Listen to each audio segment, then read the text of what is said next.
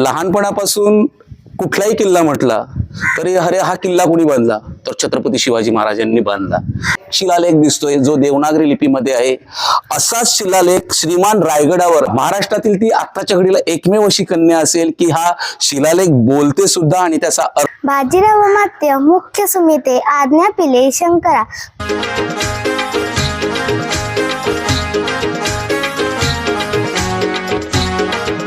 नमस्कार मित्रांनो, तुम्ही आता विरार पश्चिमेला असलेल्या अर्नाळा गावातील जंजिरे अर्नाळावर आहोत। हा अर्नाळा किल्ला तुमच्या वाचनात व्हिडिओच्या माध्यमातून अनेक वेळा आला असेल। माझं बालपण इथे गेलं, पण लहानपणापासून कुठलाही किल्ला म्हटला तरी अरे हा किल्ला कोणी बांधला तर छत्रपती शिवाजी महाराजांनी बांधला। म्हणजे किल्ल्यांचं गारुडच किंवा महाराजांचं गारुडच एवढं डोक्यात होतं की कुठलाही किल्ला म्हटला तर तो शिवाजी महाराजांशीच जोडलेला असेल असं गणित डोक्यात पक्क होतं। पण जसजसा इतिहास अभ्यासकांच्या संपर्कात आलो, अभ्यास करायला लागलो, तेव्हा ह्या किल्ल्याचा इतिहास उलगडत गेला। हे वसईतली अर्नाळा हे गाव, शिवकाळामध्ये ह्या गावात ह्या प्रदेशावर पोर्तुगीजांची सत्ता होती आणि वसई मोहिमेचा हा भाग म्हणून जेव्हा शंकराजी केशव फडकेंनी हे बेट जिंकलं तेव्हा त्यांनी खुद्द चिमाजी अप्पांना पत्र लिहिलेलं आहे की अर्नाळी यासारखी दुसरी जागा नाही, मांडवे पावे तो खाडी आहे। आणि त्यानंतर खऱ्या अर्थाने या अर्नाळ्या किल्ल्याच्या बांधकामाला सुरुवात झाली।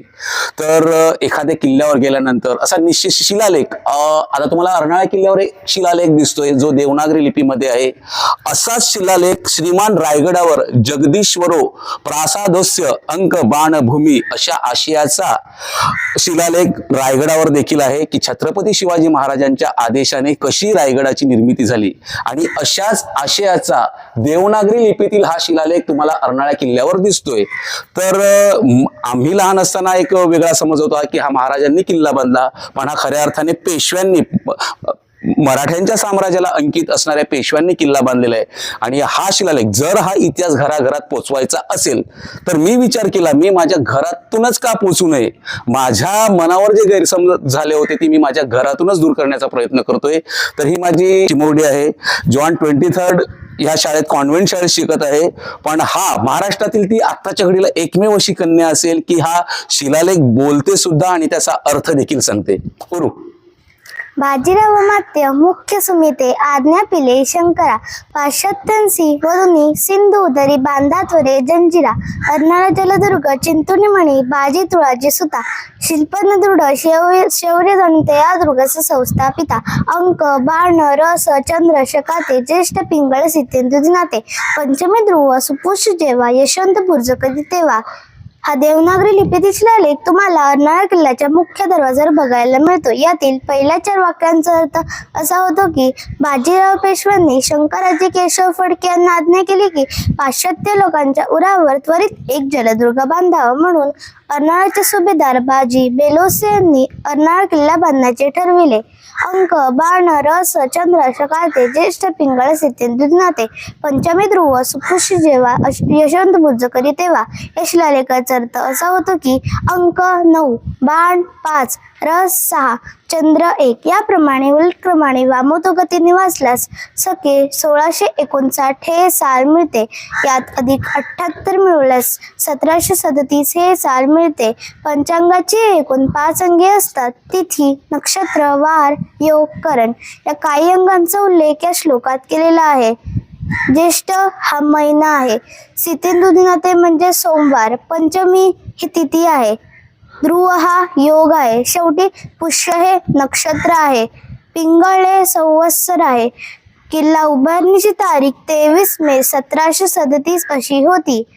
ही तारीख जुलियन कालगणनेनुसार असलेली तारीख आहे। ग्रेगरियन कालगणनेनुसार असलेली तारीख 11 ग्रेगरियन कालगणनेनुसार 3 जून 1737। तर मित्रांनो, थोडीशी अडखळली पण हा किल्ला उभारणीची शुभारंभाची तारीख आहे 3 जून 1737।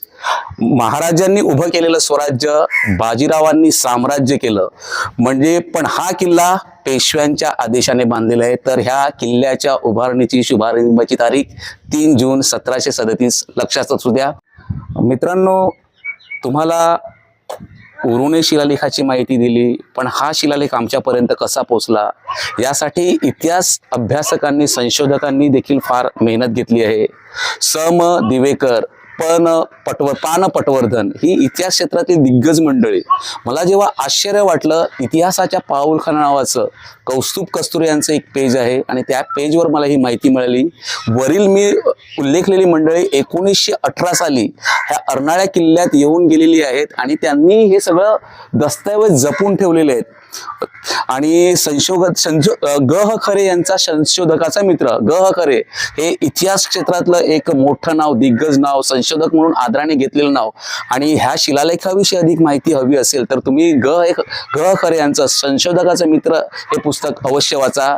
म्हणजे आज आम्ही तुमच्यापर्यंत इतिहास पोहोचवतोय, अगदी ही त्यांची कृपा आहे. ज्यावेळी कुठल्याही दळणवळणाची साधनं नव्हती, खरंच त्यांच्या समोर नतमस्तक आहोत आम्ही.